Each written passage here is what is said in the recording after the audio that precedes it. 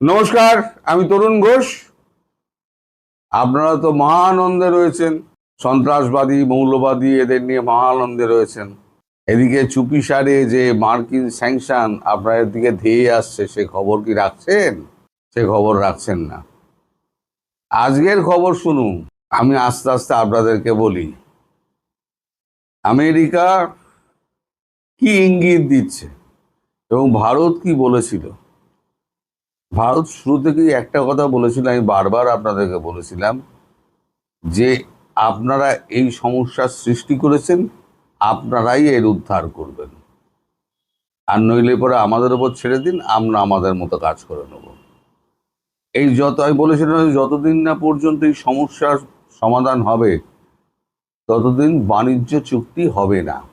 এবার বাণিজ্য চুক্তি সম্পর্কে মার্কো রুবিও, সার্জিও গোর কি বলছেন শুনুন। আমাদের এখানে হিন্দুস্তান টাইমস লিখেছে, যুক্তরাষ্ট্র ভারত বাণিজ্য চুক্তি প্রায় চূড়ান্ত, অক্টোবরে ভারত সফরে যাচ্ছেন মার্কো রুবিও, সার্জিও গোর বলছেন। টাইমস অফ ইন্ডিয়াটা দেখে নিতে পারেন। বিশ্বমঞ্চ নির্ধারণ করবে ভারত মার্কিন সম্পর্ক, আসছে বাণিজ্য চুক্তি, সার্জিও গোর। কবে লিখছে? 23 তারিখে, আজকে। নয়াদিল্লি, প্রধানমন্ত্রী নরেন্দ্র মোদী এবং রাষ্ট্রপতি ডোনাল্ড ট্রাম্পের মধ্যে বিশ্বাস ও বন্ধুত্বের ওপর ভারত মার্কিন সম্পর্ক প্রতিষ্ঠিত, বলেছেন ভারতের নিযুক্ত মার্কিন রাষ্ট্রদূত সার্জিও গোর। ক্রমবর্ধমান বাণিজ্য পরিসংখ্যানের দিকে ইঙ্গিত করে রাষ্ট্রদূত আরো বলেন যে আলোচনাধীন দ্বিপাক্ষিক বাণিজ্য চুক্তিটি এগিয়ে চলেছে। কেন আটকে ছিল সেটাও উনি বলেছেন এখানে। সংখ্যা কখনো মিথ্যা বলে না, আমাদের সম্পর্কে গতিপথের দিকে তাকালে শুধু সংখ্যাগুলোই দেখুন। যেমন 15 বছর আগে আমাদের দ্বিপাক্ষিক বাণিজ্য ছিল $20 বিলিয়ন, আজ তা $240 বিলিয়ন। এটি ক্রমাগত বেড়েই চলেছে। দুই নেতা আগামী কয়েক বছরের মধ্যে $500 বিলিয়ন একটি উচ্চাভিলাষী লক্ষ্য নির্ধারণ করেছেন। ইটি ওয়ার্ল্ড লিডার্স ফোরামে ভাষণ দিতে গিয়ে গৌরব বলেন, আসলে আমার এখানে আসার 1 মাসের মধ্যেই এক পর্যায়ে আমরা ঘোষণা করেছিলাম আমাদের একটি চুক্তি হয়েছে। সুপ্রিম কোর্ট সেই চুক্তির বড় একটা অংশ বাতিল করে দেয়, তাই আমরা সেই চুক্তির কিছু অংশ নতুন করে সাজাচ্ছি। কিন্তু বাণিজ্য চুক্তি নীতিগতভাবে প্রায় সব কিছুই সম্পন্ন হয়েছে, এর অনেক কিছুই এখনো আইনি এবং পরিভাষার মধ্যে রয়েছে, যা সমাধান করার প্রয়োজন। তাই আশাবাদী আমরা এটি সম্পন্ন করতে পারবো, তিনি বলেছেন। তার মানে অক্টোবরের মধ্যে, যখন মার্কো রুবিও আসছে, অক্টোবরের মধ্যে এই চুক্তি স্বাক্ষরিত হয়ে যাবে। এখন চুক্তি মোটামুটি হয়ে গেছিল, যেহেতু মার্কিন সুপ্রিম কোর্ট ওই ট্যারিফের ওপরেতে একটা ইনজাংশন দিয়ে দিয়েছে, তার জন্য যে ট্যারিফ চাপিয়ে যে চুক্তিটা করা হয়েছিল সেই চুক্তিটা পরিমার্জন এবং সংশোধন হচ্ছে। আমাদের সিল কিন্তু পড়েনি, ওদের সিল কিন্তু পড়ে গেছিল আগের চুক্তিটা। তো এখন বর্তমান পরিস্থিতিতে নতুন চুক্তিতে এবার সই হবে অক্টোবরে। তার আগে বাংলাদেশ সম্পর্কে একটা ইতিবাচক ভূমিকা নিতে হবে বাংলাদেশ বা আমেরিকাকে। সেটাই ছিল এই চুক্তির আর একটা চুক্তি। মানে এই চুক্তি যদি সম্পন্ন হয় তাহলে ওই চুক্তিটা সম্পন্ন হয়, বাণিজ্য চুক্তি সম্পন্ন হবে। তার মানে বাণিজ্য চুক্তি যখন হতে যাচ্ছে তখন ধরেই নেওয়া যেতে পারে যে আমাদের ওই শর্ত, আমাদের দেওয়ার শর্ত, চুক্তি বলবো না, আমাদের দেওয়ার শর্ত যেটা, সেই শর্তটা আমেরিকা মেনে নিয়েছে। এবং কথাবার্তা যেদিকে যাচ্ছে তাতে বোঝা যাচ্ছে যে আমেরিকা খুব সদর্থক ভূমিকা পালন করবে। আমেরিকা নিজেই বোঝেনি যে এত বড় সর্বনাশ তারা করে ফেলেছে। ভারতের বুকে, দক্ষিণ এশিয়ার বুকে কোনো রকম সন্ত্রাসবাদী রাষ্ট্র ছিল না। এখানে সন্ত্রাসবাদী একটা রাষ্ট্র তৈরি করে ফেলেছে বাইডেন প্রশাসন। তার প্রশাসনের আন্ডারেই ডোনাল্ড লু, তিনি এই আমাদের শেখ হাসিনাকে উৎখাত করেছিলেন। ডোনাল্ড লু এর এখন কোনো পাত্তা পাওয়া যাচ্ছে না, তিনি এখন পুরো গ্যারেজ।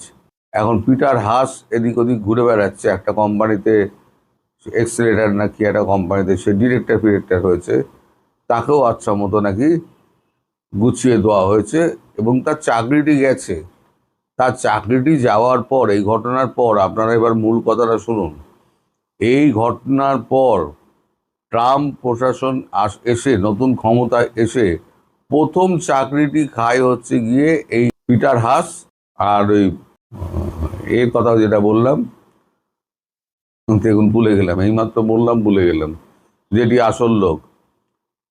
তো এদের দুজনের চাকরিটি গেছে। এখন এরা কিন্তু আমলা, এদের চাকরি কিন্তু সহসা যায় না। কোনো রকম ভাবে সরকারি নিষেধাজ্ঞার মধ্যে যদি পড়ে যায় তাহলে আমেরিকায় চাকরি চলে যাবে। এরা সরকারি নিষেধাজ্ঞার মধ্যে পড়ে গেছিল। ডোনাল্ড লু আর একজন যার চাকরি গেছে, ডোনাল্ড লু, নাম মনে পড়ছিল না, বয়স হয়েছে তো সব মাঝে মাঝে ভুলে যাই। এখন আপনারা তো ভারত বিরোধিতা, আপনারা ধেই ধেই করে নাচছেন, আরো ধেই ধেই করে নাচুন। এবার আসছে স্যাংশন। স্যাংশন আসা মানে আপনাদের সব কিছু একদম, খাদ্য পানীয় সব বন্ধ।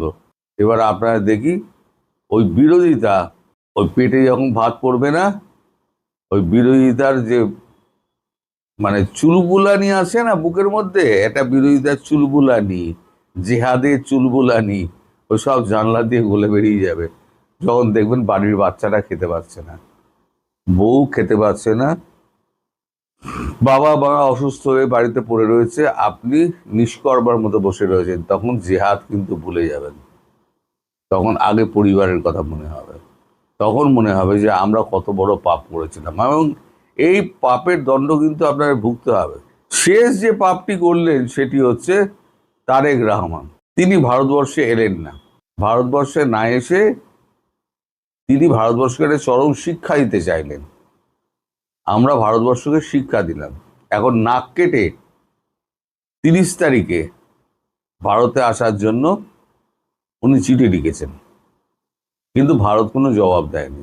আমি বলেছি না, ভারত তারেককে আর দরজা খুলে দেবে না, তারেকের জন্য দরজা বন্ধ। আমার কথা মিলিয়ে নেবেন, আমি এখনো পর্যন্ত যা যা বলেছি প্রত্যেক কটা হচ্ছে।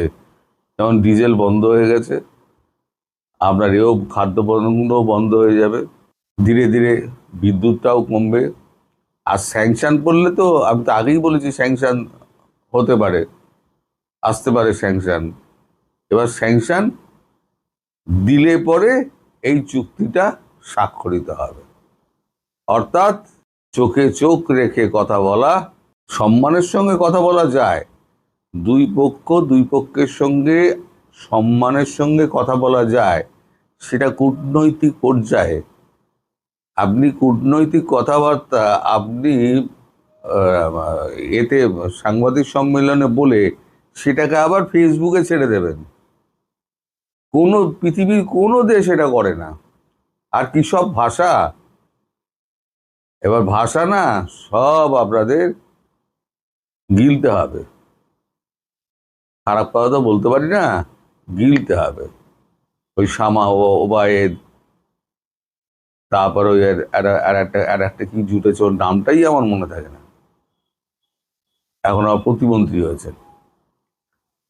একটা মন্ত্রিসভার 54টা 56টা মন্ত্রী, তারপরে প্রতিমন্ত্রী, তার উপদেষ্টা, সব মিলিয়ে একটা মাথা ভারী প্রশাসন। এদিকে দেশে বিদ্যুৎ নেই, খাদ্য নেই, তারপরে গ্যাসের সংকট, সাধারণ মানুষ না খেতে পেয়ে মরে যাচ্ছে কর্মহীনতার জন্য।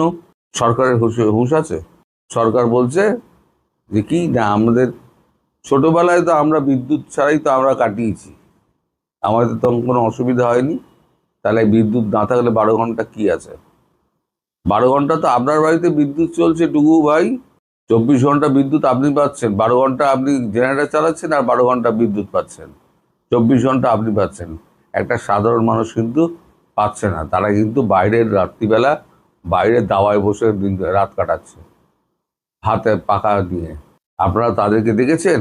আপনারা চাঁদাবাজিতে ব্যস্ত, লুটতরাজে ব্যস্ত, মানে পুরনো সেই বিএনপির যে কালচার ছিল, সেই পুরনো বিএনপির কালচারটা আবার এসে উঠেছে, দেখা দিয়েছে।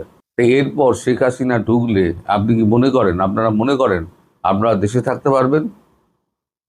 আমি এখনই বলে দিচ্ছি, আপনারা কেউ দেশে থাকবেন না, আপনারা কেউ দেশে থাকবেন না। সব উড়োজাহাজ ধরে পালিয়ে যাবেন ভয়ের চোটে। হ্যাঁ, কিছু সংখ্যক সৎ বিএনপির লোক থাকবে, আর বাকি সব আপনারা যেগুলো এসছে না, যেগুলো ইংল্যান্ড আমেরিকা থেকে যেগুলো এসছে সেগুলো তো আগে পালাবে। তারপরে তো তারেক রহমান সবার আগে দৌড়াবে লন্ডনে। পাসপোর্ট কিন্তু জমা দেননি। উনি একটা দেশের প্রধানমন্ত্রী হয়েছেন, উনি একটা দেশের নাগরিক। একজন পররাষ্ট্রমন্ত্রী, তিনি মার্কিন নাগরিক, তিনি এসে এখানকার পররাষ্ট্রমন্ত্রী হয়েছেন। অদ্ভুত দেশ চলছে, হয় না ভগায় চালায় দেশ, আপনারা চালাচ্ছে ভগা। তারপর মার্কিন স্যাংশন পড়লে পরে তারপরে কি হবে, এবারে তো আপনার দম ছোটার অবস্থা হবে। এবার আপনারা এখন ওয়েট করতে থাকুন, ঠিক সময় আপনারা খবর পেয়ে যাবেন যে কি ধরনের স্যাংশন কত দিনের জন্য আসছে, এবং তখন আপনারা কি করবেন, কোথাও থেকে মাল পাবেন না। আমার সাধারণ মানুষের জন্য কষ্ট হচ্ছে, তারা একেই তো একবেলা খেয়ে আছে, তখন দুবেলা না খেয়ে থাকতে হবে। আর আপনাদের কপালেও কিন্তু কোরমা মাটন জুটবে না, কারণ কোরমা মাটনের দোকানিও কিন্তু বন্ধ করে দেবে, তার কিন্তু বিক্রি বাট্টা হবে না। আপনার মতো একটা দুটো খদ্দের দিয়ে তার চলবে না। সুতরাং আপনারা যে খেতে পাবেন, এই মন্ত্রী পারিষদবর্গ যে খেতে পাবেন, সে অবস্থা কিন্তু আপনারা ভুলে যান।